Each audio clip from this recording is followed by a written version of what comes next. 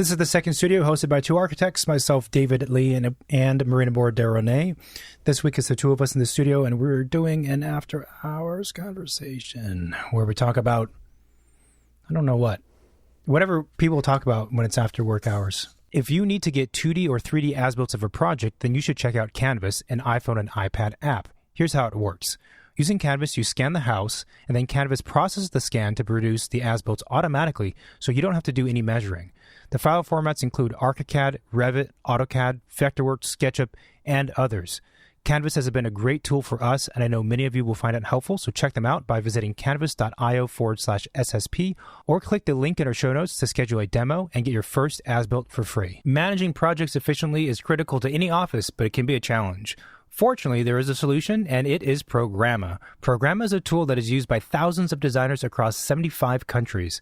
It allows you to manage all aspects of a project in one place. What does it offer? It has specification schedules, client dashboards, mood boards, product libraries, invoices, purchase orders, and the powerful web clipper, which allows you to save images from the internet and incorporate them into your schedules, pinboards, product library, or image library. Click the link in our show notes to learn more and use the code SECONDSTUDIO at checkout to save 25% off your annual subscription. You know, the Bic pen hasn't really changed in design this since one? It was, I mean, that one's like a newer version sort of, but yeah, I really don't like those. I like the old orange ones. Orange ones. Did you have those? With the blue caps, red caps, green caps? Orange ones. No. Oh, you might have to look that up. Bic orange pencils? Yeah. I did like the multicolor pens for a while when I was growing up, and then I also had a time where I really despised them. Yeah, the one on the left. Yeah. Yeah. The one we have here mostly was clear. Same exact thing, fancy. but clear. Yeah, you're fancy. No, we had the school was giving us those. Yeah, it's interesting. I wonder how much I loved when I was in elementary school, and they had like a whole cabinets, with two doors, like kind of a utility cabinet, you'll find in like somebody's garage, like metal cabinets. Mm-hmm. And they had like all of the supplies, like extra erasers and pencils and things. And the teacher would supply us with those because it was, a small town, like small school. So they just give you like a couple pens or whatever. Such a treat. Anytime you get like a new eraser, you get to like unwrap. Life was very simple back then. How old were you? This was like what, 8th grade? I don't know American grades. I don't know. I was like, you were like in high school. 8 years old. No. Guys, get out of here. You're being mean to me lately. I don't understand what I've done to you. Yeah, you see? Here you go. Open up the cover to heck crayons. So you're like 8? So 8 means you were like in like 3rd grade or something like that. Sure, if you want. Okay. So what was in this cupboard of this magic cupboard? Oh, it was like notebooks and my favorite thing was the I think I mentioned that before on the podcast years ago, was that little jar of glue. What? It was a jar of glue. There was like a little white container with, I think, a twist top. I think it was a twist top. Mm-hmm. And it came with a little mini spatula that was black that you would like keep on the side inside. And you would basically spread your glue on your paper. Yeah. And remember, like, you had to like cut papers and glue that in your textbook. And like, it was very interactive. I do wish that, like the new kids these days would like still like cut things with little kid scissors and use glue and do that. I think now everything is on the iPad probably. No, which is super sad. I think in schools they still, I don't know. They still do that in schools. I don't know. No, they do. How do you know? I've seen videos where teachers talk about it. They say like, oh, look at these safety scissors. How old was that video? That was recent. I mean, it's on Instagram. It's recent, How old were the kids? Were they like 4 years old? No, I'm sure it still happens. I'm sure at home it's less common now. Everyone just like here. My kids are going to have all kinds of supplies. They're going to use glue and scissors and. That's a very small thing in glue. So you had a tiny like makeup jar of glue. I mean, it wasn't that small. It was like that of a diameter, maybe like 3-4 inches diameter. Yeah. What about paint? It smelled really good too. What did it smell like? Mints? No, it smelled like vanilla yogurt or something. It was a very addictive scent. But then, it was basically white glue, right? But just in a pot. So then you have some on your fingers. It's kind of messy. Yeah. But I much prefer that over like the glue sticks. really never really liked the glue sticks. They had like the big glue sticks, you know, the smaller one, the ones that was purple, the one that was white, and I don't know. It always. Oh, the glue stick itself was purple? Yeah. Yeah, we had those. Know? And it always, like, somehow you always managed to put it slightly over the edge of your paper. Yeah. So you always had glue on your table, and then it was, you know, turning disgusting, and I really hated that. I despised glue sticks for that same reason. Yeah. They're just annoying. I'm like, why are they... Well, first of all, why are they circular when paper is square?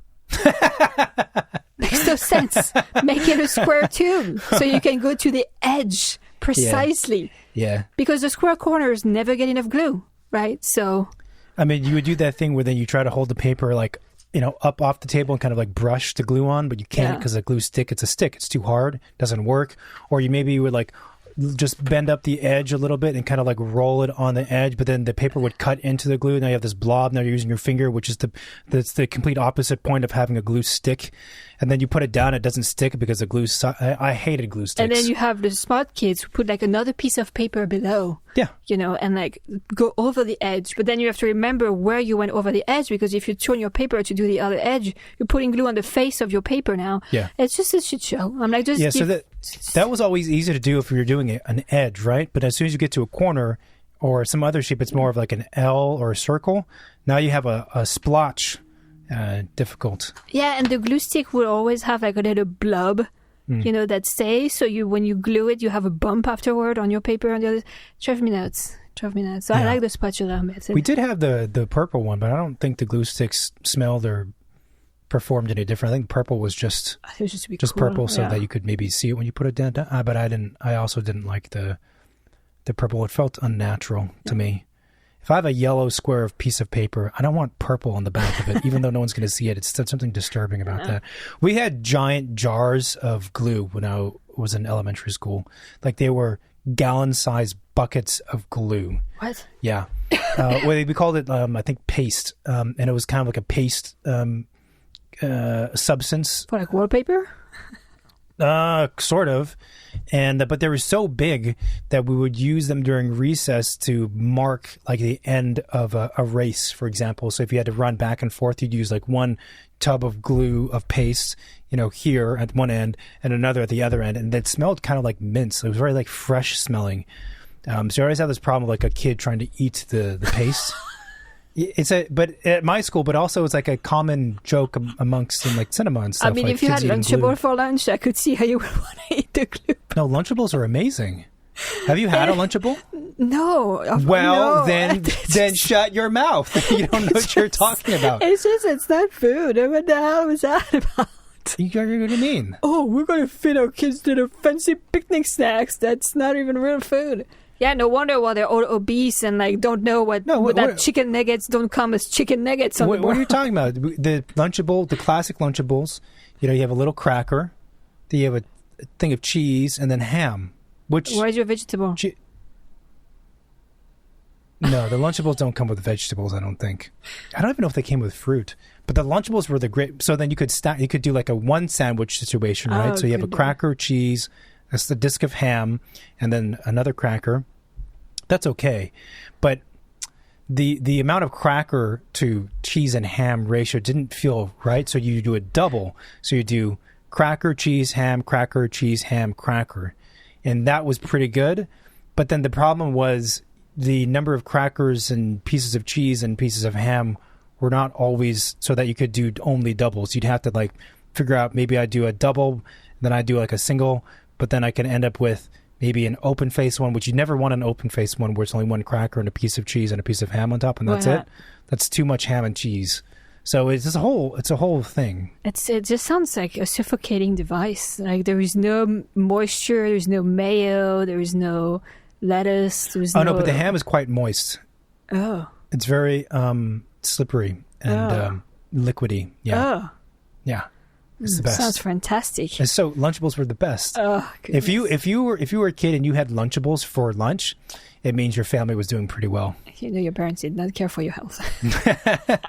But it wasn't perceived. I don't know if back then parents of that generation thought about the nutrition of the meals for kids. It wasn't.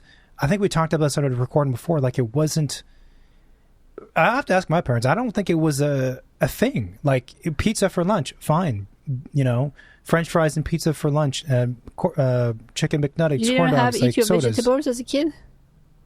At home at dinner, that's always the thing. Eat your vegetables. But at school for lunch, I mean, Lunchables again. That was like the premium lunch right there. Yeah. But is your The cool stomach kids full had after that? Lunchables. The non-cool kids did not have Lunchables. But how many Lunchables do you need to feel full? Just one. Oh. But now that I say it, it doesn't sound like a lot of food. I mean, I've seen their packets and I'm like, how is that considered a meal? Well, This is the same size as a snack they give you on the airplane for like a 45-minute flight. So probably you get you get your brown bag, you get your Lunchables and maybe an apple and like a Capri Sun. Oh, God. Yeah, that Sugar sounds in about your right. tube? Yeah. Yeah, wow. Yeah. What did you have? I was eating at the Chocolatines and whatever. cafeteria. Oh yeah, what was there? Oh, not great. We had like the eggs with mayo, which I never really liked. What? They always put that stupid like piece of lettuce on it to make it look fancy. And it's like you can skip the lettuce. First of all, nobody's gonna eat it because we know it's for decor. It's not even good lettuce. Yeah. And also, it's not making it look fancier. Yeah. Like it just makes it look even more lonely. So it was a hard-boiled egg with a piece of lettuce on top, like a little hat. Oh, they cut it in half and they put like a little like twist of mayo on top. Oh, okay. Yeah. But they taste like kind of like chewy and Yeah.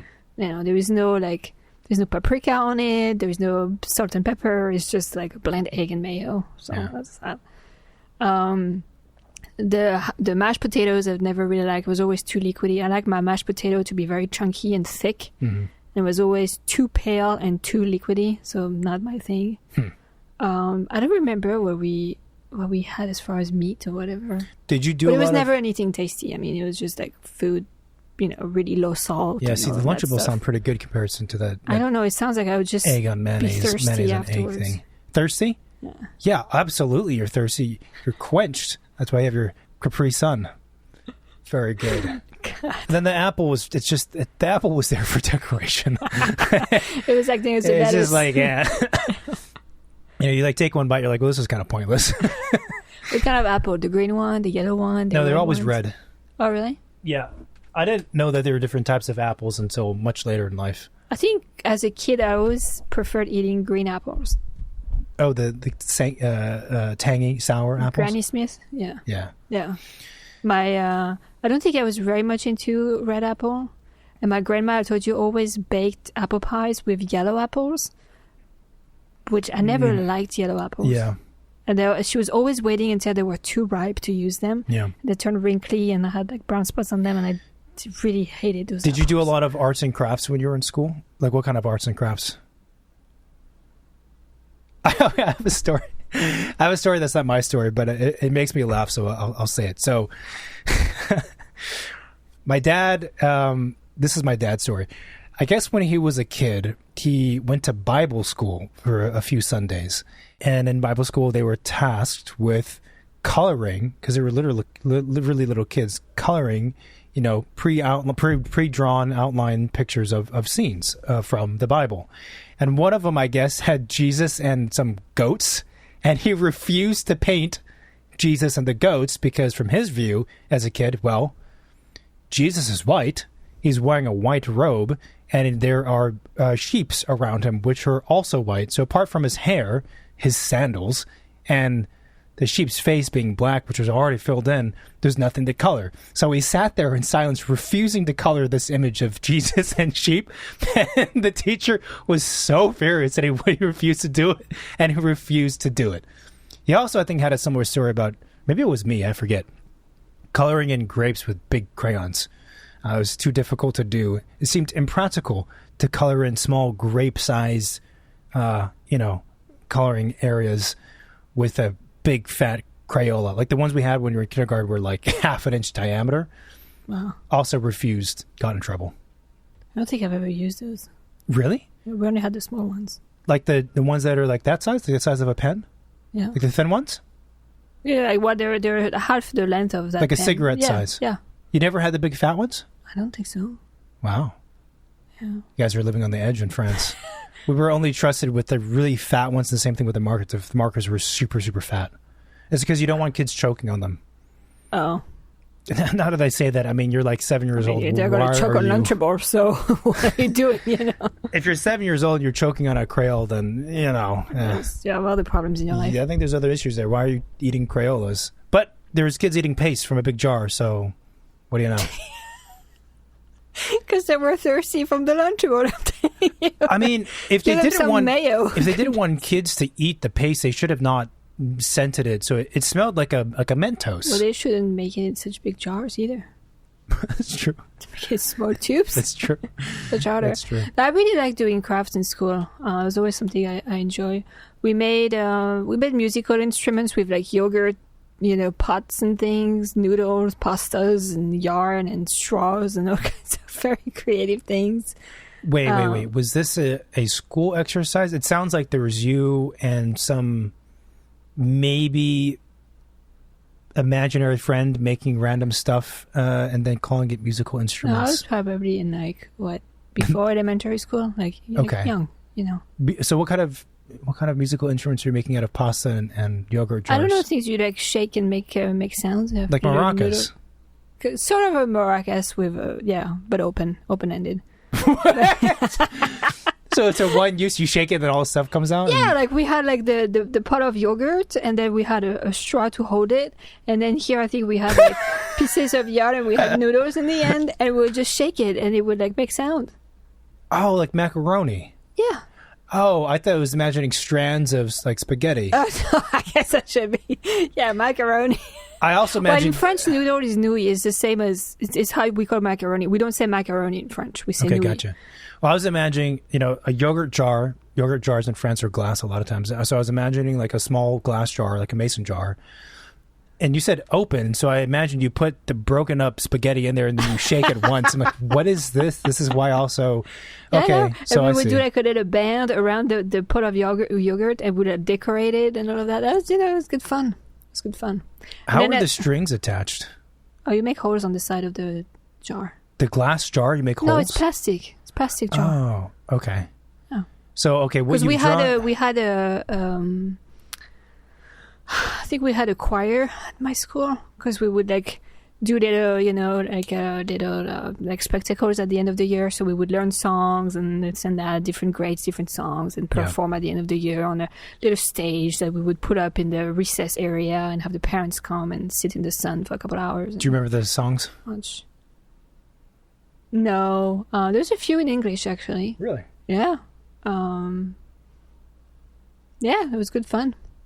To see pictures of those is always funny. I remember my younger sister would always look awkward, stand on the side of the of the stage and always look kind of bored and awkward.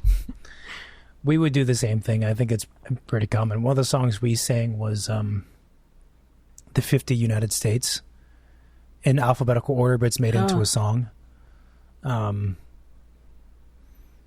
Yeah, life was much simpler back then, that's for sure. The only problem we had was the size of crayons and this glue, which everyone was addicted to one way or the other. Now it's a bit more strange out there. So the little maraca thing you drew makes sense now. You glued a stick to the bottom of the yogurt container, which is plastic. Then you have string hanging out from the... We used a plastic straw. A plastic straw? Mm-hmm. It didn't last very long, though, did it then? You have to be gentle with your maracas. Yeah. We did a jewelry box with, what do you call it, popsicle sticks. Mm-hmm. Where you glue them. Oh, terrible drawing. Glue them like that. Just do layers and layers. So yeah, crisscross. Stacks. Yeah. And then you decorate and all of that. I think I lost mine. I never knew what happened to it. I was so bummed. Well, according to Kelly Worsler, that's the first step to becoming an interior designer, is make a popsicle stick box and glue some fucking seashells on it. Get out of here, dude. I don't care. I think that's what we did, actually. I think we did glue seashells on it. Yeah, see? To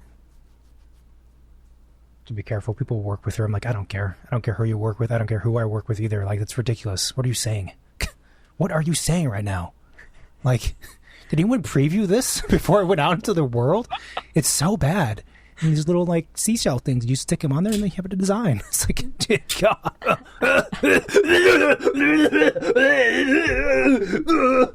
It's so horrible. Okay, calm down. Gosh.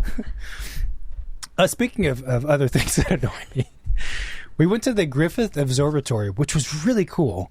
Hadn't been there in a long time. Oh, yeah, I forgot about it. Not as big on the inside as you It's weird. think, right? You see For photos in the and movies. stuff. Yeah, it looks like a really big structure, but it's not. Yeah. That camera, man, it just gives pounds to buildings. Buildings do always look smaller in person. So we went there. That's exactly the thought I had the first time I walked down the financial district in New York and I looked up. I was like, those are smaller than I thought. Yeah. That was a while ago when we went to the Griffith Observatory. This is a weird word. Observatory. I don't know what we did. I think we just kind of hung around. We saw a show. They have like a planetarium show, which is like a dome structure you sit inside of, and they, I guess, project all over the dome. Yeah, so it's that was kind of like pretty a cool. 360 sort of degree, viewing experience. And then you just kind of hang out, walk around, and see some of the small exhibit display things. They talk about the universe and whatnot, and meteors. And I guess we see went during the view. day. The thing to do is to go at night to actually be able to look at the stars. But yeah, that's true. To actually observe things from the observatory, yeah, that would have made more sense. But so we go and see the show, and it's called like The Essence of Life or something like that. Actually, it might have been The Essence of Life, something generic. I think so, yeah. And it's like a good 45 minutes or so. Yeah. And again, they project all over this dome. And you sit in these kind of theater-esque seats that recline further back because you're basically looking up. And there's a soundtrack, and there's a live orator with a mic. And he does basically a performance for 45 minutes. He was really good. And he's talking for 45 minutes straight about the narrative of this and that. And there's emotion. He was an older guy, and I was actually wondering, I'm like, he wasn't reading. Like, he was just purely narrating. And I'm like, did you memorize this whole script? Or do you have somebody in your ear telling you what to say? I'm sure he memorized it. That was impressive, but it was cool because he was narrating, but acting as he was narrating. Yeah. So it was actually very lively narration. It wasn't like a boring, I'm sitting at a lecture hall for 2 hours listening to this guy go on and on. Like, it was yeah, and it good. also wasn't too over the top where it's, for me at least, sometimes these folks they're too much. They try too hard, yeah. It's like, yeah, don't make this more than what it is. So I think he did great. And the show as a whole was also really cool. I mean, it was worthwhile. Of course, sitting in the audience, and it's pitch black in that space except for the screen. And of course, they tell you, everyone, no phones, no this and that. And they have, what do they call them? Not chauffeurs. What are the chaperones? Yeah, the folks like who kind of monitor the guards, doors kind of, and stuff. yeah. And as the lights turn off, of course, there's like maybe half a dozen people still on their phone or their watches or whatever, and they actually shine a really bright red light on them and say, hey, you got to turn that off. And then slowly over the course of a few minutes, all the red lights go away and everyone turns off their phones. We're like 20 minutes into this performance, right? We're in the middle of it. It's happening. The people in front of us, this couple who's probably older than us, middle age, heavier set, if that matters. The guy gets a phone call. Of course, everyone has like an iPhone, so it's not like a flip phone with a small screen. It's a giant screen. He answers the phone, starts talking on it in Spanish, and then hands the phone to the wife, and then she proceeds to have, I want to say, she was probably on the phone for a couple minutes, which is a long time to be in a theater. No one else is talking. Yeah. No one's applauding. No one's laughing. It's just silence except for the orator. And now this woman speaking Spanish on the phone. And so I told them, stop that. They didn't. So I had to kick their seat because they just wouldn't shut up. And the problem was they were loud enough to where like I could hear them just as well as the orator. And so then they turn off the phone, then the thing ends, and I say, hey, like, you shouldn't go on your phone in the middle of the performance, because they gave me the stink eye afterwards, of course. Like, who's this person who asked me to turn off my phone and kick my seat? I kicked their seat too. I was getting annoyed. I'm like, I'm trying to be, enjoying this experience. I paid for my ticket here. I would like to see the show I'm here for. I gave him a verbal request warning, stop. Didn't do that. I think you kicked their seat, but it was more of it was a nudge, and they felt it, didn't do anything. So then I fucking kicked their seat, and turn off the phone. Then we have this conversation with them afterwards as we're all exiting, because you stand up and you wait for other people to exit, right? And I'm like, you shouldn't be on your phone in the middle of this performance. And they asked everyone to turn off their phones. You guys are on a phone call talking to someone else for 2 minutes, and I can hear the other person on the phone talking to you. And the guy was like, well, I needed to take the call. I said, well, then you step outside. He says, well, no, I didn't want to step outside. So I have to step outside to take the call? I'm like, yes. And he just couldn't comprehend that what they did was incorrect. And I was getting so annoyed. I'm like, dude. No, his response was like, why do I need to go outside? Why don't you go outside? Oh, yeah. It's like, what? How does that make any fucking sense? I'm like, but I'm here for the show. This is where the show happens. You need to take a call. Therefore, I need to stay to do the show, and you could go out to do your call. But instead, you're asking me to leave? That doesn't make any sense, does it? Makes no sense at all. And that's why I said to him, I said, well, was it an emergency? Which he didn't have an answer, because it probably wasn't an emergency. But he said, we had to take the call. I'm like, well, if it was something so that you had to take the call, then you step outside. You're an adult, you fucking, yeah. But I was amazed that he just didn't understand. He what the words that we were saying, he understood them, but he didn't understand the idea behind it. He's like, well, why wouldn't you step outside? Like, okay. So then I stopped talking. Like, that's it. It's pointless to talk to you. This is why I don't talk to people out in public. This is why I don't bother to listen to the comments and stuff. Like, because people say stupid things. I'm like, I don't know what to say to this. Like, it's like, yeah, how about everybody in this room just starts taking a phone call? I know, it's ridiculous. But literally taking a full phone call in the middle of this thing. And it wasn't just us who could hear him. The people in front of them for sure could hear them even louder. I'm like, yeah. What are you doing? If he answered it, it was like 10 seconds, quick chat to understand what's going on, saying I gotta go, then I'd be like, that was stupid, but okay, fine. And I'm thinking, but he passed the phone to someone else. It's like, well, there's a fucking family event now. You guys are all talking to each other. Put him on speakerphone then. I mean, if you're gonna do it, then do it. You know what I mean? But I'm thinking too, like, if I have the person on the phone, on the other side of the phone, I'm probably hearing someone in the background talking about the essence of life or whatever, and like, the galaxy. What is going on in the background? Yeah, don't worry about it. I'm in the middle of a performance right now. It's fine. I'm in a planetarium with 150 people in there, but don't worry. Incredibly rude. So yeah, again, I think I told him, "Are you stupid?" He is stupid. I mean, he was like, "Why don't you go outside?" I'm like, "Are you stupid?"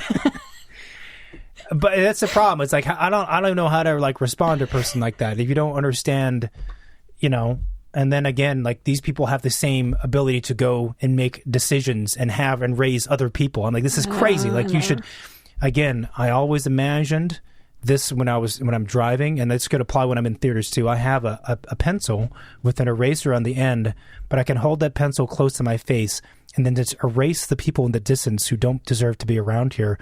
And these two people who decide to take phone calls in the middle of performance, just you should take a photo with your iPhone and then go on Photoshop at home when you're done and do the AI thing where you circle and click remove. I bet that's satisfying. It's so bananas. I really don't understand. But the observatory was pretty cool. I think that show was really cool, and I think going to the observatory was really cool. What wasn't cool was finding parking there.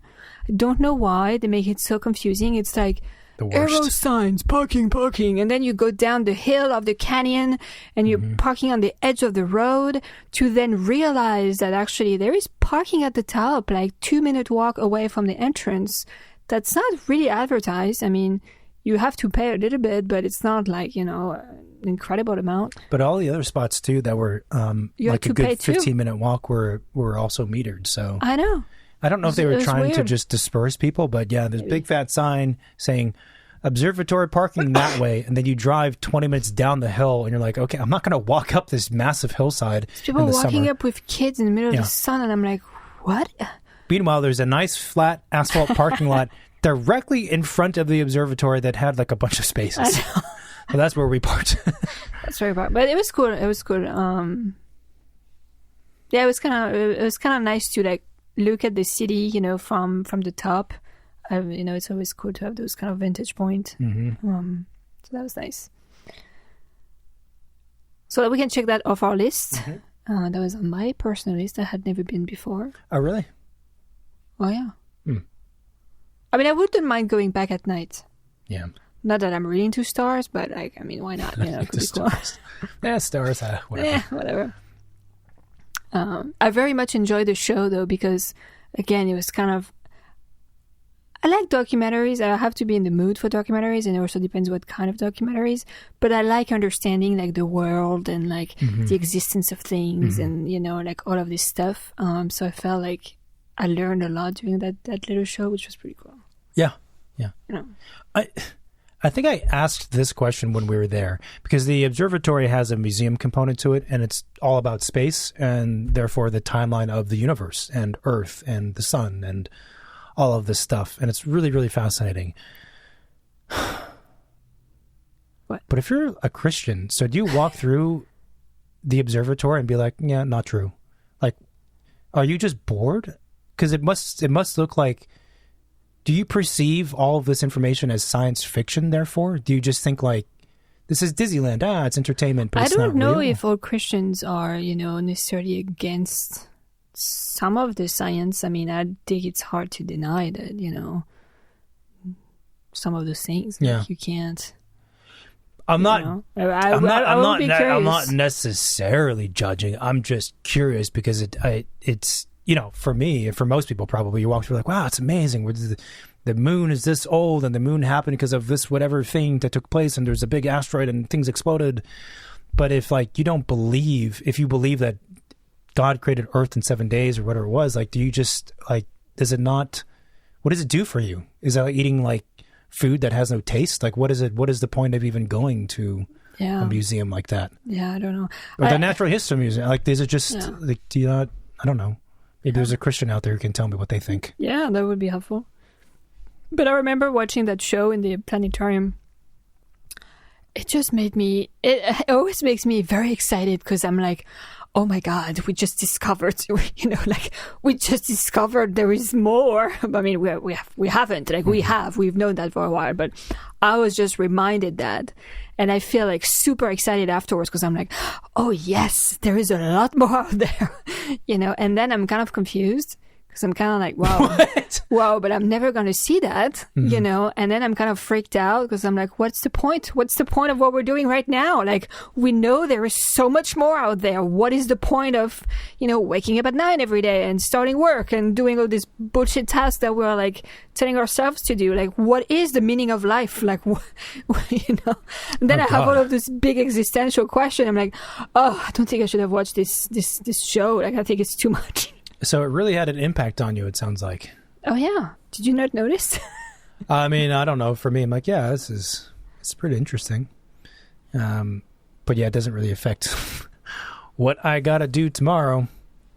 No, but that's the weird thing. It's the juxtaposition of all of that knowledge, all of those things beyond where we can comprehend, but then living in the reality we're living in. Yeah. And there is that's where it kind of like confuses my brain and makes me kind of lost. It's like, well, what? You know? Okay. Are you able to channel that energy into something productive, or you just stay confused? I think I just stay confused. Yeah. But I mean, that's the cool part of it, right? That's the whole point of these places, especially for kids, is to get them excited and to ask questions. Get them confused. You know, and go do something. Start eating glue, and then that's it. Go sniff some glue, eat some glue, and then study the stars. You know, do something. I have to say, I do love museums in general. That's one thing that I think I wish there was a lot more good ones.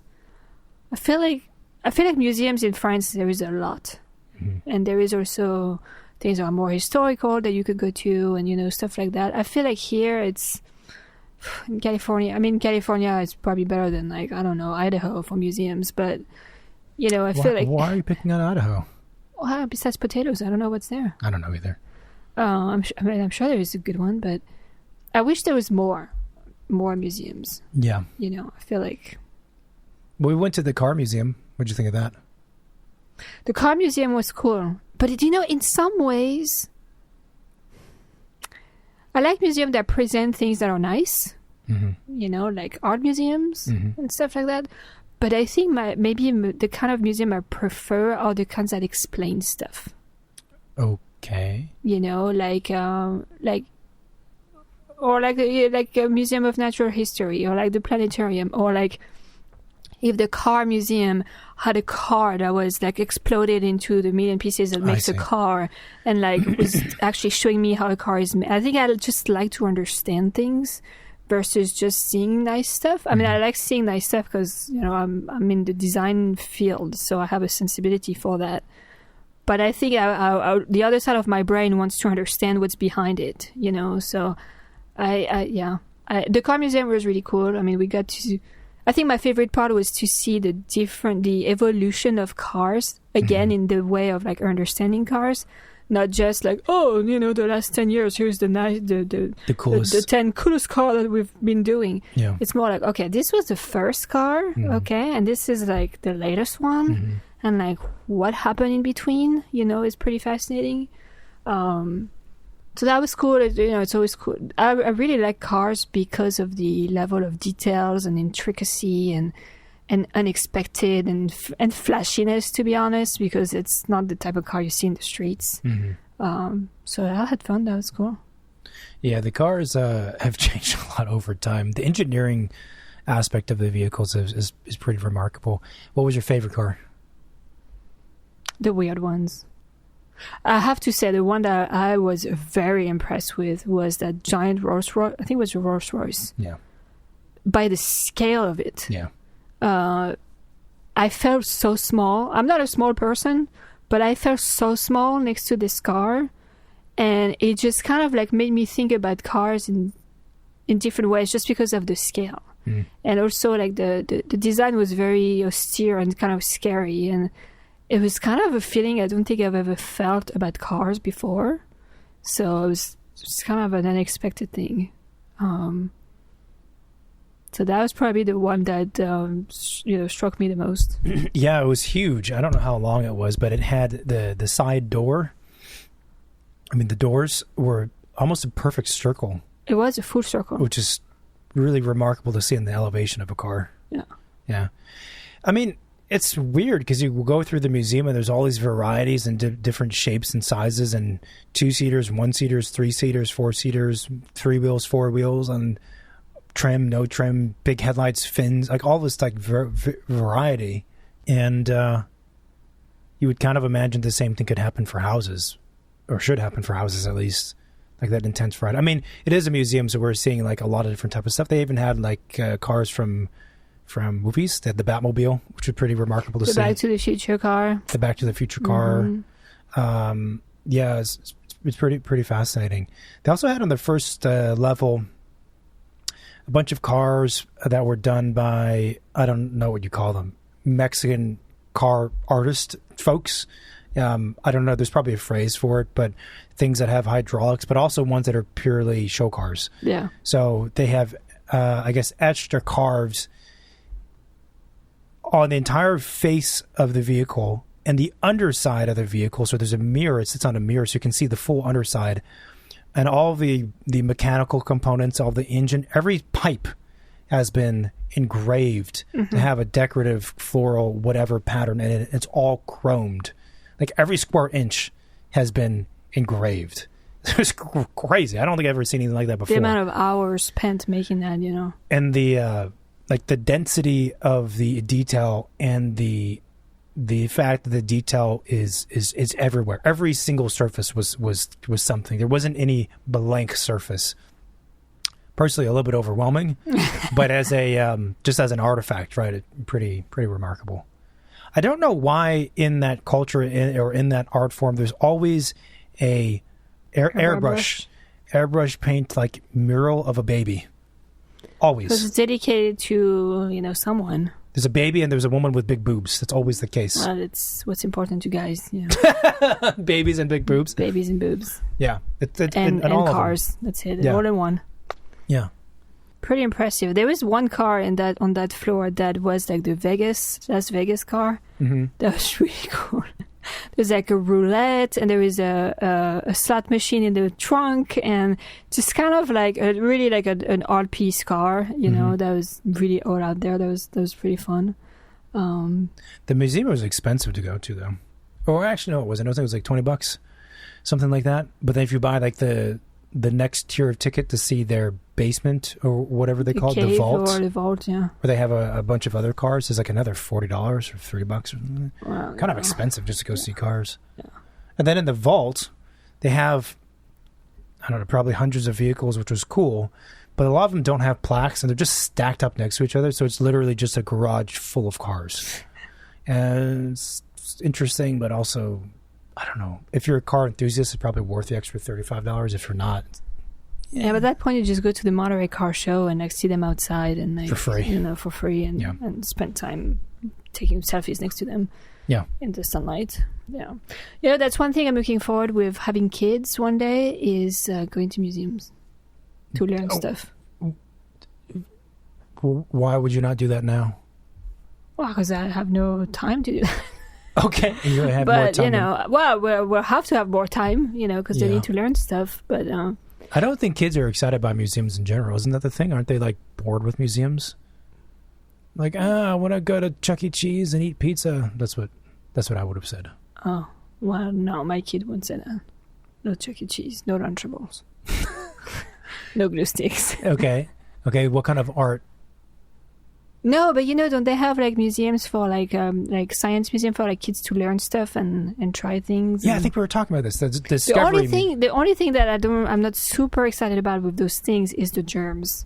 So kids, they just like put their hands to their mouth, they pick their boogers, they touch their butt and whatever else, and then they touch those things, and then the next kid after that does the same thing, and it's kind of like I'll probably be the kind of mom who has like a pack of 150 wipes on her. Just wipes down.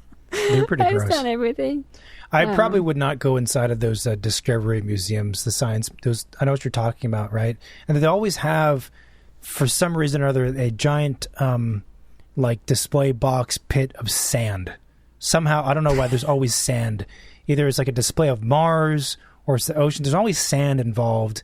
There's always kids playing in the sand, and it's just like layers of spit and gunk, and then spit and gunk until it forms a paste, and they make sandcastles out of it. And I'm gonna drop the kid can go there, but I'm not going inside that place. It's disgusting. It just kind of looks like a giant litter, Yeah. No, that's basically what it is. That's basically what it is. And there's always some kid who's not behaving and is hogging the rover. I don't know. It's like water parks. Those gross me out too. What? Apparently, the smell of chlorine. You know the smell of chlorine from pools? I do, yeah. Yeah. Yeah, I grew up in a world that had chlorine in their pools. Sometimes questions are asked for the sake of introducing the topic. They're not necessarily a specific question that's being asked toward you, but that's fine. But you look at me like, do you know the smell of chlorine? Yeah. Yeah, but it's a moment it's a conversation tactic. You got to work on how you're asking. No. It's a conversation tactic that allows people to take a moment to understand we're pivoting towards something else. Okay, chlorine, tell me about it. Otherwise, if you just state random stuff, then I don't know what this is. Apparently, the smell of chlorine, which I think you might be familiar with, I'm not sure what they have. If they have pools in France or not. The smell that we're all used to and we identify as being chlorine is actually not just chlorine.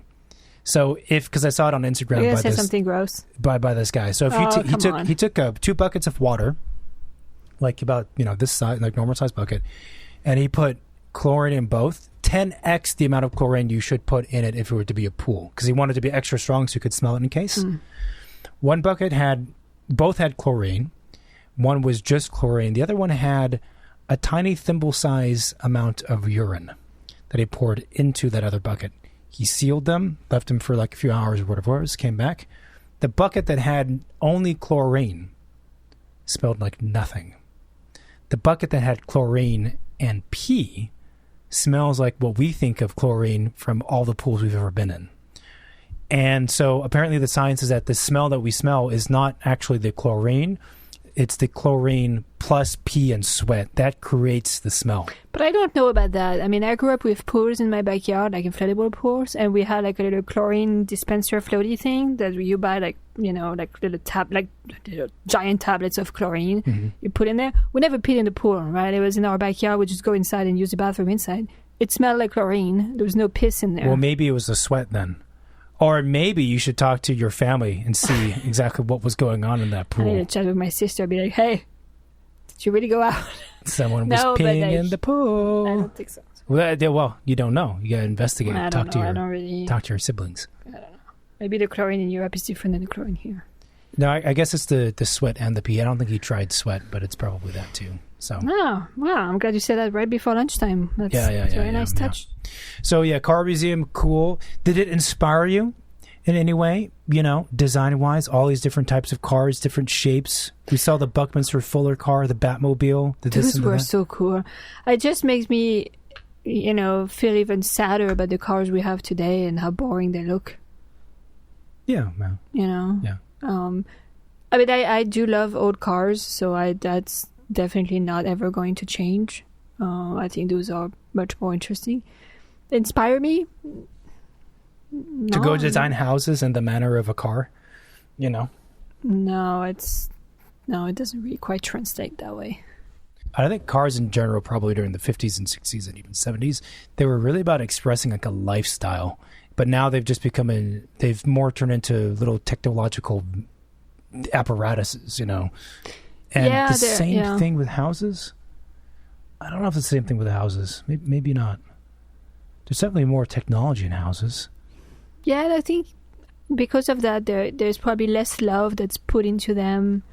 There's less appreciation for what they are besides just being what they are, We're supported by Enscape. Enscape is a real-time visualization and VR tool that we personally use and recommend. And the reasons why we like it is that it's fast, realistic, and actually easy to use. The interface is great, and they have a good library of components. It also renders in real time, which means that you don't have to waste time waiting for the image to be rendered to see what it's going to look like. It's also a plugin that works with all of the major 3D modeling program, and it's available for Mac and PC. So if you want to up your visualization and rendering game, I think you should look into Enscape. So make sure you click on the Enscape 3D link in our show notes for a free trial. Hey, Marina, would you like to get your as-built faster? Of course you would. IPX has you covered. IPX lets you seamlessly transform your laser scans into LOD 300 BIM and CAD files. Whether you've got your 3D scans already or you need the full laser scanning service, IPX offers instant pricing and order tracking for scan-to-BIM services on any project, no matter the size or complexity. Plus, your BIM files can be seamlessly transferred to Autodesk Construction Cloud, allowing your construction team to start work right away. Start your next project on the 50-yard line with accurate data by clicking the IPX link in our show notes and learn more. The Second Studio Podcast is sponsored by Autodesk. And do you know about Autodesk Forma? Available standalone or as part of the AEC Collection software bundle, it's a specialized AI-assisted 3D design tool that can transform early project planning.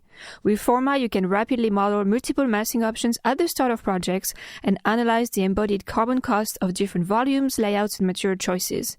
You can then deepen your understanding of your sites by incorporating real-world contextual data for daylight, wind, noise, and more. So start your projects right with Autodesk Forma. Check out the link in our show notes to learn more. On another news, we haven't been going out a whole lot, but I'm so tired. No, we haven't been going out at all. I've been working 7 days a week for the last 3 months. Yeah, I'm going to have to ask for a raise. What's about that? Yeah, it's getting a little bit to be a bit much. Yep. But we did watch a few things. One being finally watching the movie Furiosa, which I had read an article about, what's her name again? Anya something. Anya Taylor-Joy, who said that after she shot the movie, she didn't speak for a whole week or something, and the movie kind of messed up with her head. And I was like, okay, what happened on this set? What's the deal? Is she just a little bit of a drama queen or what? The movie was pretty intense. Yeah. But, there is movies that are intense and still enjoyable, and you're done watching and you just kind of forget about it. But I could see how she probably got messed up from after that movie, because I think the movie kind of I don't know, made a print on my brain for the day after. It was kind of a very intense movie. It wasn't. It was a Mad Max film, so there's a lot of it as you would expect. But the Mad Max Fury Road was a more fun film, if you could call it that. This one was a bit darker, for sure. The story was dark. It was darker, and it didn't really. It had a lot of the action you would expect, and there's kind of fun and entertainment in that part. But yeah, the through line was a much darker narrative than Fury Road. Yeah, it's interesting because I feel like the aesthetic of Mad Max is already pretty intense. Yeah. The action is pretty intense, and then like the emotional storyline was like you said, like was dark. And there wasn't that much relief in the movie. Like there wasn't that many funny moments or like moments of break. It was just kind of that the whole time. And it was like sad, sadder, more sad, sadder, sad again, more sad. And then it stops. Yeah, it was just heavy. The heavy movie. Yeah. It was good. If I will watch it again, probably not. No, I don't need to watch it again. It's too depressing. What other things have we watched that were less depressing? Oh, Emily in Paris is, always really good. There's always something like, the first season was the best and this and that. But, it's like anything, right? Like the first time is always the best because you're just discovering things. But, I think you do develop attachment for characters. So we've been watching that and Only Murders in the Building. And same thing, you just kind of like, it's like seeing old friends. It sounds really sad, right? But my friends. No, but it's like, good to see you again. It's been 3 years since the last show. Yeah. What was the show that we were watching? And they've done a really good job of putting out seasons super quickly. Oh, it was Slow Horses. Slow Horses, yeah. Compared to fucking Stranger Things, it's been like 2 years since the last season. It's like, what's even the point now? I mean, just quit, man. Just don't even put out the new season. But yeah, no, Emily in Paris, that was a lot of fun. They should be having the next half of the season come out at some point. Yeah, it's coming out. Yeah. I don't know what else we've been watching though. Not a whole lot. We did watch that's very lightweight movie with Nicole Kidman and Zac Efron. The Family Affair. That I guess spoilers. I was mostly just annoyed. You were annoyed the whole movie. I like a lot of times at the end of the day, if like we're gonna watch something, I prefer watching something light and just silly, like Adam Sandler movies or whatever. I don't care if it's good, just something just kind of as a relief. And that one, clearly, it's a light sort of a rom-com, but mostly just a comedy. And I like all the actors that are in it. So why would I not want to watch it? It's because I knew the premise of the story was that Zac Efron, who plays the boss of Joey King, who's a 24-year-old person who's trying to find themselves and whatever else. She's the assistant of Zac Efron's character, who's a famous actor in the movie. And then her boss hooks up with her mom, and that's like you see that from the trailers. Yeah. And I'm like, there's a good chance this is going to annoy me because there's going to be some friction between the characters. Someone's going to think they're right. The other person's going to think that they're right. Also, guarantee you that Zac Efron's character, Nicole Kidman character, who are hooking up, they probably think they're in the right when they're not in the right. So yeah, I spent most of the film just being really annoyed because, spoilers, the mom and Zac Efron, they get drunk in the middle of the day for no reason. They just get shit-faced, and then they hook up.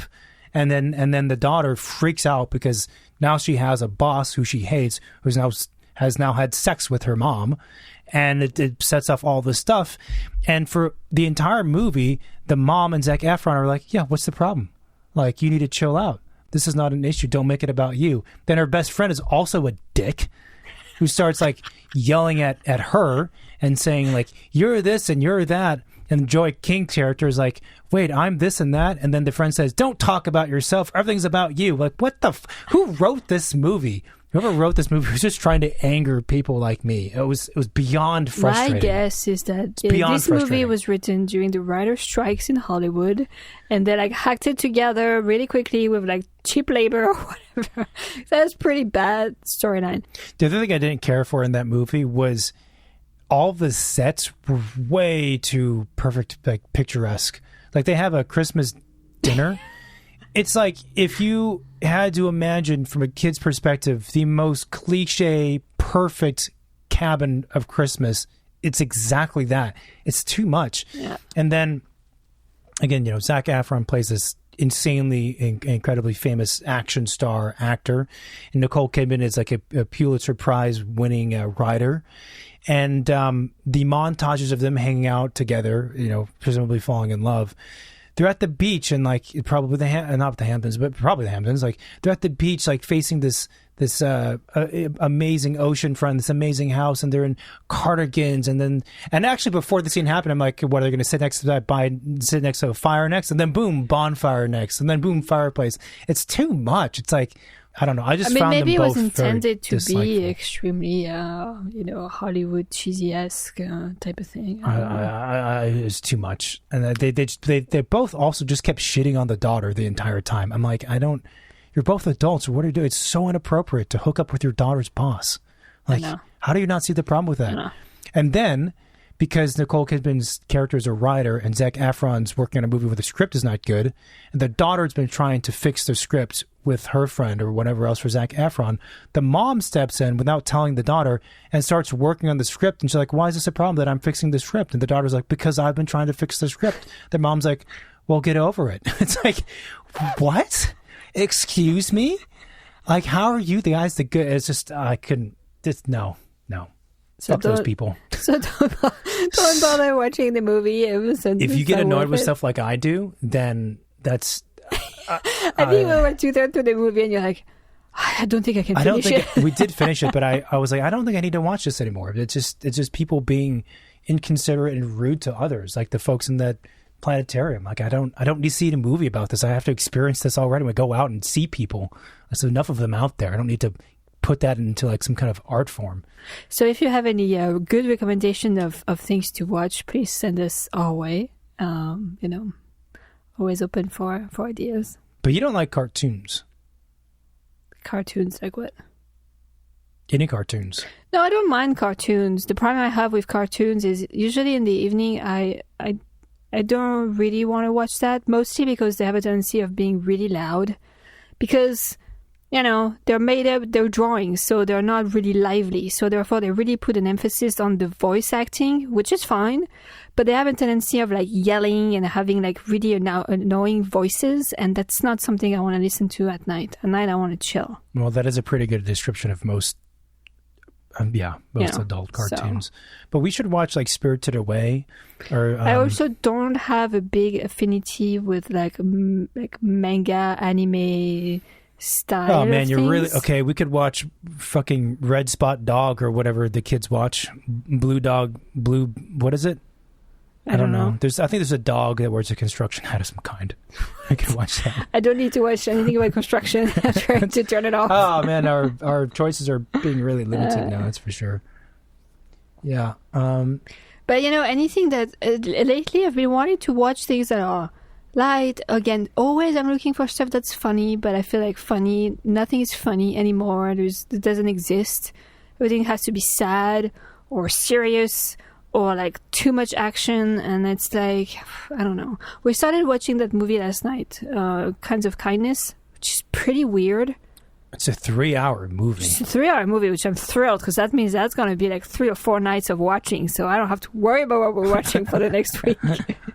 But I wish there was more stuff like that. That's just kind of like different, unexpected, experimental, or whatever, weird, makes your brain work, but not like in a way that's like work, you know what I mean? I think it's just hard because, the market for those types of films is assumed to be quite small. There was an interview with, a lot of our actors have said this recently, but I think Vince Vaughn, who was on that Hot Ones show, where they eat hot wings and whatever, right? Mm. And he was talking about, you know Vince Vaughn, right? Mm. What? I think I've heard the name. I don't know what he looks like. Okay. Dodgeball, Wedding Crashers. Those are probably American classics. Doesn't speak to me. There's a new show on Apple TV that he's in that you started watching without me. It's called like Money or something. Oh, Monkey? Yeah. Oh, he's the main guy? Yeah, the tall guy. Oh, okay, yeah. Yeah, Vince Vaughn. He's a very cozy person. Yes. So for a period of time, he was in a lot of these Adam Sandler-esque comedies in the sense that they're raunchy adult comedies. They weren't Adam Sandler production, but he was in that kind of thing. Like Wedding Crashers was him and Owen Wilson, and they would crash weddings and have sex with all like bridesmaids, and that was like, that kind of thing. And anyway, on the Hot Ones show, he was talking about why those types of movies aren't made anymore. And basically, it said it's because the higher-ups, the executives of the studios, they're afraid. They don't want to get fired. So they adhere to a very strict rule set or a recipe for what they can do, and it'll produce a movie that is maybe it's good, maybe it's mediocre, it doesn't really matter, but it's safe, and it's not going to upset anyone, and so they won't get fired. And that has created a flattening of the types of comedies and movies that get put out there. And I think that, to your question of why aren't more movies like Kinds of Kindness being made, is because movies are incredibly, incredibly expensive, and they have to perform in order for them to have been made worthwhile for the investors and the producers and whatnot.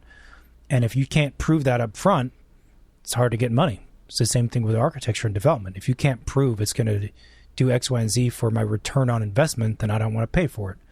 And that's the challenge. Yeah, but how many of those flat movies being made out there are actually bringing anything? I mean, a lot of them are crap. Yeah, this is the problem. It's like, I don't know. I mean, Disney's having this problem. Marvel is owned by Disney. Marvel's having this problem. A lot of the big franchises are having the problem because they became too formulaic for a recipe. Now they're not. The stuff they're producing is not doing anything. And that goes against entertainment. Like entertainment, like you got to keep people excited and entertained and surprised and provide new things. You can't, if you repeat the same stuff, it's not entertaining at some point, I know. I just think of the parallels for what we do too. It's just, it's hard. It could be also. Well, maybe then there is a new opening for a market that's not American movies to happen and bring the stuff that's not being made here anymore. Maybe that's what's going to happen.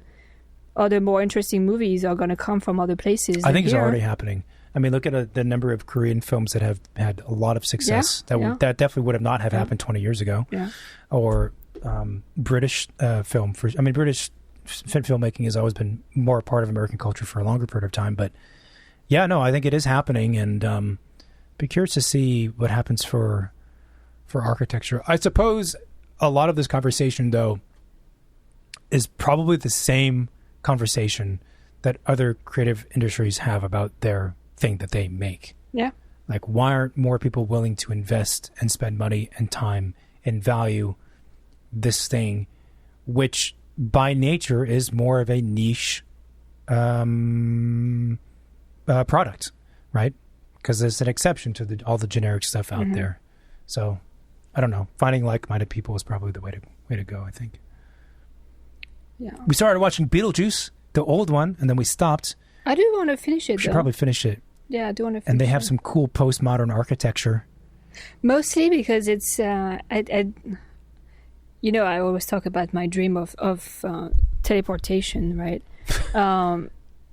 Did you just cough at me? Mm-hmm. No, it's going to happen. Somebody's working on it. But if you are working on it, please let me know. Just give me the heads up. Like, what's the timeline? Am I going to be able to see that when I'm alive? Or will my grandchildren see that? Just let me know.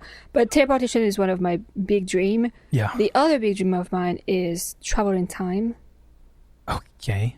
Which is why I do sometimes enjoy watching older movies, because I feel like I'm able to step back into a world where maybe I was never part of because I wasn't there yet. Or I could dip back into it. And it's kind of cool to compare like the world back then and now. Yeah. And again, like look at things back and forth. It's amazing how different things were 50 years ago, 100 years ago. Like even just like how people dressed and move and their hairstyles and their behavior and even the words that they were using sometimes, like it's just the small things, but it's very interesting. Earlier you were talking about the Griffith Observatory kind of blowing your mind and not knowing what to do after that. It's the same feeling when I see that stuff. Honestly, one of the things that I think fear would be the word maybe that makes me I'm afraid of, or I don't know what to do with it, is that feeling of like whatever we're doing now for the span of our lifetime, in 150 years from that point, it's going to be a completely different world. Might not even matter what we had done to a degree. It's just it won't matter. Fucking strange, right? Yeah. Look at film of the 1920s. People riding these skinny ass bicycles with big wheels and wearing suits and ties and top hats. It's like this is not Like, it's so much of the past that we don't even think about it as having any influence on what we do now. It's more of like it's a movie. It's an archived movie that just exists there. It's just, I don't know, just. But it's weird, I was thinking about it the other day. I was like, okay, so let's see how old am I? I'm like, okay, let's see in like 50 years. 50 years. Or let's see, like, if we have kids, like, our kids will be living in, like, they will be living in at the time in the hinge between 2000 and 2100, so they will be seeing like two centuries. They will be experiencing both, right? And I feel like if you can, some weird reason, like kind of like the path of the next century means that big changes are going to happen, which I don't know if it's really the case, but in my mind it kind of like is. And it's funny because I do feel like your context of history really cannot really go beyond that. Yeah. Like people who are old now, like the people in their 90s, late 90s, they've only known like a century worth of history. Yep. And even what happened before that, they might have heard it from their parents or so, but they're not that familiar with it. Yeah. And it's interesting to see that really the history that we carry as a baggage in terms of society is probably just about like that 100-year-old period of time. It's a speck. This is also the inherent problem of humans, that we don't really for the most part, we aren't even able to comprehend much beyond that, even if we tried. Yeah. Even if we tried. And then most of us don't try, of course, right? Because there's other stuff going on. So our frame of everything is just small. Yeah. So when we talk about like global climate and change and stuff, it's people don't bother they dismiss it because it's outside of their stupid monkey brain ability to think beyond a certain point. It's not an excuse, because I think you could exercise that, but a lot of people just, again, too much, so they just dismiss. They don't think about it, don't care. Not my problem, or I don't believe it's real because it's outside of this framework that I have. And if we could somehow solve that, we would be operating very differently. We think very, very short term. Yeah, and our leaders think extremely short term, right? Because then there's the practical thing of being reelected or whatever else. Like, it's on a time scale of like half a dozen years at most when it comes to that thing. Like, there's Which is actually amazing that there could be any sort of evolution if you have such a short mindset. Well, when you think about it, the evolution takes place as a result of a very select, very, very few people who are not like what I just described. And they just think about the past to learn from it, but they think about the future. And they're projecting that this thing I'm doing now will have an implication 50 years, at best 50 years, 100 years from now. And then there's a next one, and then the ladder kind of continues. But yeah, someone we were speaking with, where they were describing architects as being futurists. And it's an interesting idea because on the one hand, the practice of architecture, when you're doing it, doesn't feel that way because there's so many real world now problems you have to deal with, like finish this now, permits now, or by that time, start construction now, finish now. And everything is kind of like, it feels immediate. And the idea that we're talking about a future, and the future implies kind of it evokes an emotion. You don't really think that, but it is very much the case. One, because the projects take so long, but then also when they're done, they're going to be around for a very long time. And so it's, again, that's why it's so fun and it's interesting. It's a privilege and it's a very serious profession, because whatever you're making, like, you are really dictating how people are going to live and move around this thing, or all of these things you've created in the course of your career for the next 100 years. Like, well, that's why I say a very long time. Yeah, it depends. If they're going to be there for the next 30 years, it's actually nothing. If they're going to be there for the next 200 years, that's a good, that's a good print. It's a good print. And then if you are able to embody within those works principles and ideas that outlast the structure itself, then you're really onto something. But yeah, I mean, I think that's probably the biggest difference between, good architects and bad architects, or good architects and fake architects like draftspersons or architectural designers or contractors playing architects. or developers playing architects is that they don't.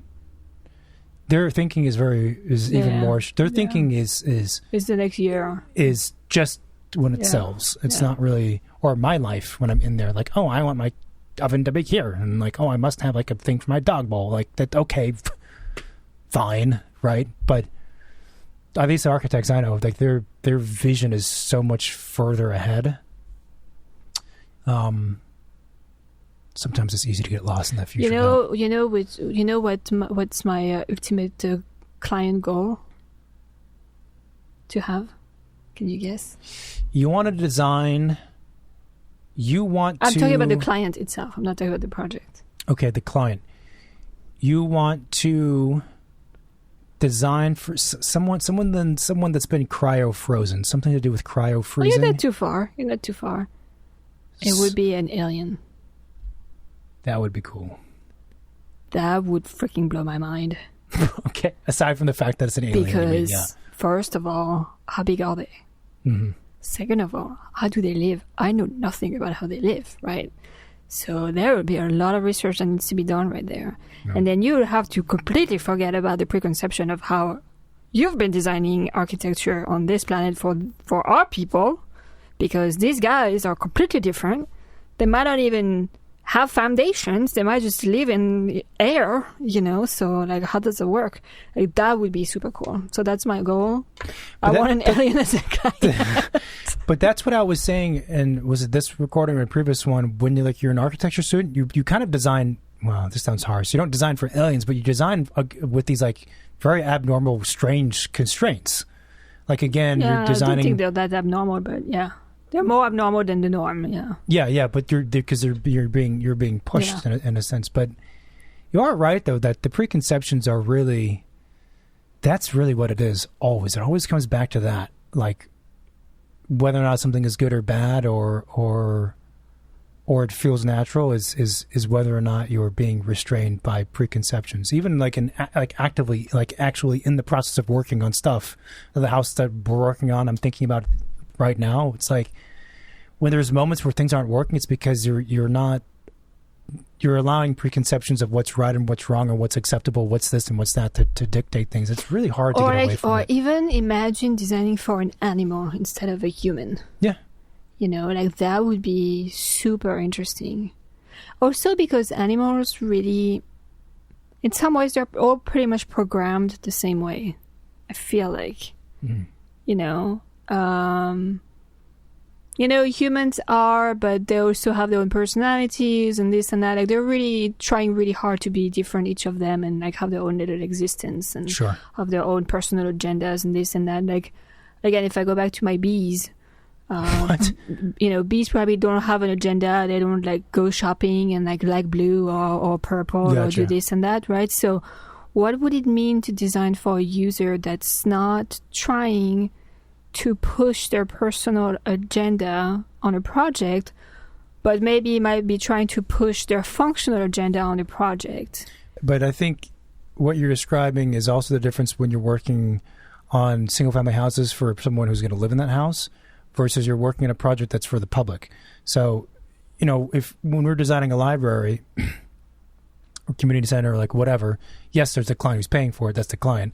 But the user is not the client. The user is the beehive people. Yeah, it's a community maybe, or maybe it's seasonal. So maybe, during summer it's bees, during winter it's birds, during whatever it's whatever else, right? Yeah. I think the user comes with the preconceptions of what the buildings should be. Wait, do you mean that the architect has preconceptions of what the has preconceived ideas of who the user is and what and who they are, or that the users themselves bring preconceptions to the project? I think both. I mean, I think it's the job of the architect to poke and question those preconceptions that the client brings with them. Yeah. I think it's also important for the architect to remind themselves to question their own preconceptions. Yeah. Because sometimes the client might not even be aware that those are preconceptions or that those could be changed. Mm-hmm. It just kind of needs to be brought to light. But sometimes they're also not responsive to that either. So I don't know. I would be fascinating to design for an alien or animals. Now that I think about it. Animals would be pretty easy, I think. But that's why, so it would be easy in the sense that, well, we've studied animals and we know what they do and how they live and this and that. But could you design for them, knowing that and satisfying some of that, but also change the way they live and they operate because of the way you've designed their habitat or their environment? And maybe that sounds too evil, as like humans trying to control animals and nature and this and that. But is there a way that we could help them evolve? You know? You mean as a species evolve? Or you mean just like their call it lifestyle? Well, like grow a third arm, you mean? Or become smarter, or physically change. Yeah, I don't know. Well, evolution seems to be on the magnitude of tens of millions of years, so I don't think. I know, but baby steps, right? Like, okay. I mean, okay, for sure. Like whatever environment an animal's living in is going to impact how it feels and how it moves and whatnot. For sure, yes. Like, would we be able to communicate with them? Okay, now you're getting into weird territory of whatever else. I don't know if designing for an animal is going to produce very interesting results because there's not much to work with there. They eat, they shit, and they sleep, and they repeat it. And maybe they want to frolic around on some grass and see sunlight. But I forgot I'm talking to a person who does not like animals. No, but beyond that, I don't know. The psyche of a horse you can try and dive into, but you can't talk to it, so it'd be kind of difficult. Well, you don't know. Maybe there's a way to talk to them. It's getting into weird territory. I don't think so. The alien idea sounds more promising. So it's just because you're more into aliens than you're into animals. I assume you can communicate Personal with this agenda alien. right there. I don't know. Maybe challenging to explain a floor plan to an alien. So here is your powder room. How do you say powder room in alien language? What is the point of this powder room? Well, if you need to use the bathroom, but you want to to hide for your peers for a minute, you go in there, you lock the door. That is actually a good purpose of the powder room. Yeah, there is definitely abuse usage of powder rooms where people just disappear in there for half hours at a time. You don't know where they went. Then it's awkward because everyone's waiting outside thinking, what is going on inside of that powder room? The person just flushed themselves out? Like, what? Yeah. Okay. So, okay. So you want to design a house or something for an alien, a museum for aliens. But I'm afraid I would be afraid of them too. So I don't know. I might have to warm up into the idea over time. I just want to know what they look like first. Get familiar with what scale of housing are we dealing with here? Are they like 10 feet tall? Are they 2 feet tall? Mm-hmm. But actually, your idea of designing a structure for an alien, presumably the structure is taking place on Earth, it's the same thing that happens, right? You have these ideas competitions for designing a house of the future that's on the moon. It's the same idea. You're changing the context. So like and that's like the worst thing, right? When you see these competition projects or student projects and they've done some kind of civilization on the moon or floating in space. And they show their work, and it's like, okay, so it's just a house, but it's in space. Yeah. And you're like, what are you doing, dude? Yeah. Oh, yeah, so here's like my kitchen, and you walk through the front door, and then there's a bathroom, and there's a window to look out at the Earth. I'm like, so you've done nothing in relation to the project, really. You've just designed a house. But fundamentally, that's the same issue with most houses that are out there. They're generic, and they don't fit, actually, with what's the context and the users and all that stuff, right? Because there's the context and the users, even in a typical neighborhood, there's a lot of interesting things happening if you pay attention. And you abandon the preconceptions, and you can do something cool. Yeah. It doesn't matter where it is. Even if you're in the middle of the most generic neighborhood, I can guarantee there's some really cool things to work with, but people don't think that way. Yeah. Some architects don't even think that way. Tell me about it. All right. On all of these big existential questions, I think it's time for us to eat lunch. Yep. Give us an outro. Thanks everybody for listening to this show. If you like what we do, please support us by subscribing everywhere you can and leave us a review everywhere you can. We are on Apple Podcasts, iTunes, Spotify, YouTube. We're on social media, Instagram, Second Studio Pod. We have the website, secondstudiopod.com, where all of the episodes are. You could also call or text the hotline, 213-222-6950. Is how you can reach out. If you have any guest suggestions, any questions, topics you want to share, feel free to reach out.